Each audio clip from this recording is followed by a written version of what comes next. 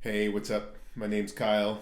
I'm going to give you an honest review of Rick Pino's Digital Product Academy. Please excuse me while I'm looking at my computer screen sometimes because I took some notes that I'm referring to. So let me start off with the full transparency. I haven't actually taken the course, but I've been making money online for 6 years now and have purchased over $100,000 worth of courses.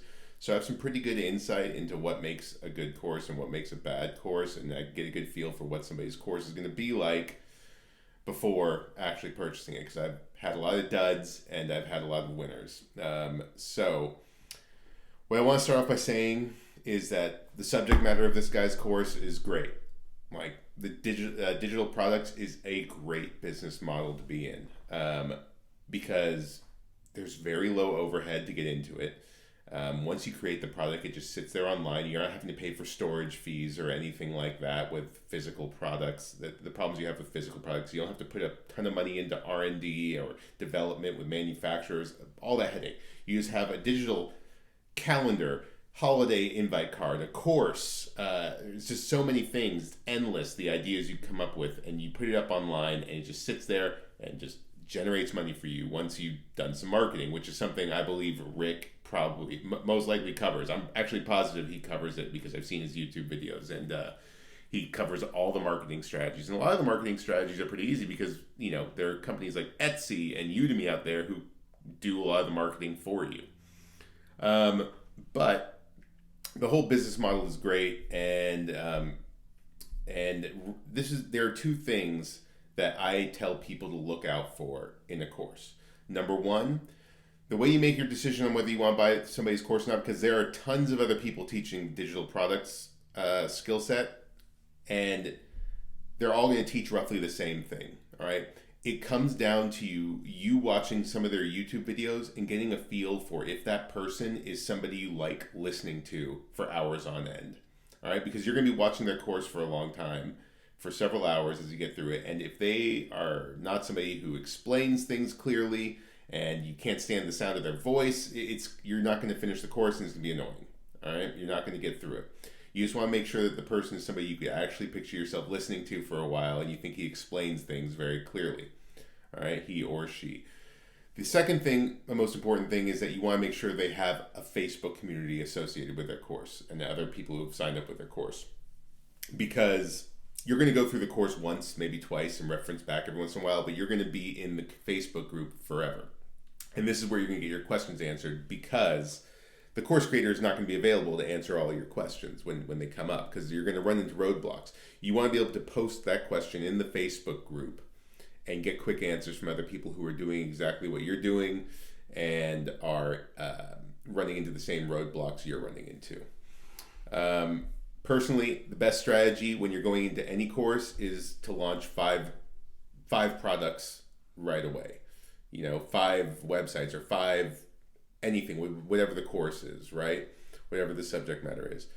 You're going to want to launch 5 to 10 right out of the gates, because all you need is one winning product, and that covers the costs that you incurred for developing all 5. Plus, if you have one winning product and say it's bringing you an extra $1,000 to $5,000 a month, I would say that's a pretty big win, and it was worth the effort that putting into 5 products, especially if you're not already making money online.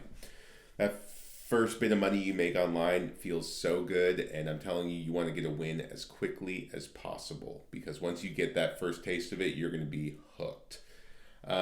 So that's my advice for getting into the course, but I'll tell you a little bit about what I do to make money online. I don't do digital products, but I actually really want to. That's why I was perusing his course, because I was kind of interested. But what I do is something a little different. I rent out websites to people. And the way that works is, do you have to be a plumber in Orlando to make a website called plumbersorlando.com? No, obviously not. So what I do is I make a website, plumbersorlando.com, for example. And once I put that website up, I get a few business listings on Yelp and Google and some other directories. And then I do a little bit of the easiest SEO. I just make sure the content structure is right, super simple, and maybe get a few backlinks if necessary. But a lot of the times I'll throw the website up and it'll start getting phone calls within a few weeks. And once his website's up and the business listings are up, it starts getting phone calls. Well, with my tracking software, the phone calls are coming to me, but I'm not a plumber, so I only answer the calls. I just let them go to voicemail. I'm not a plumber. I can't help them. I'm not even in Orlando. So what I do is I start making phone calls to different plumbers in Orlando and say, hey, I got this website that's getting a bunch of phone calls for plumbing in Orlando, and I want to know if you want to take these calls. Most plumbers who aren't already maxed out with work, they're going to be like, yeah, for sure. I definitely want to take these calls. So I go, okay, fine. Hook them up to the calls, and they get a little taste of it for a week or so. And then I negotiate with them and I say, hey, I'd be happy to keep these connected to you. You'll get more work. You could maybe make an extra $5,000 to $10,000 a month.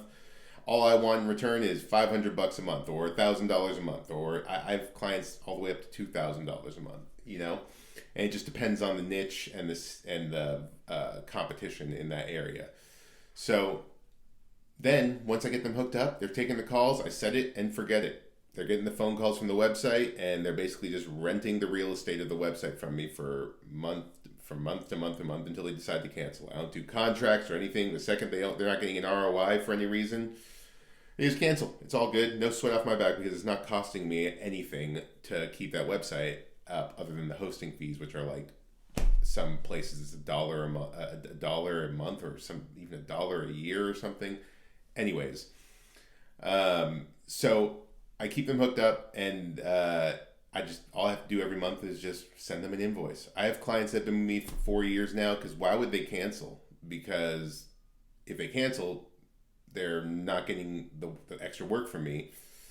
And basically, it's not really they're paying me a bill. It's basically an investment. They're giving me $1,000. I'm sending them $10,000. So I personally think it's the best business model that ever existed, because it's super cheap and super easy. But that's basically my review.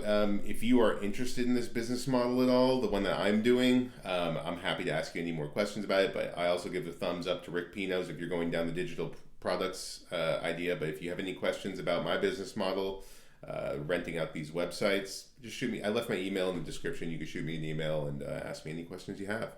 All right. Hope to hear from you, and good luck on your making money online adventure.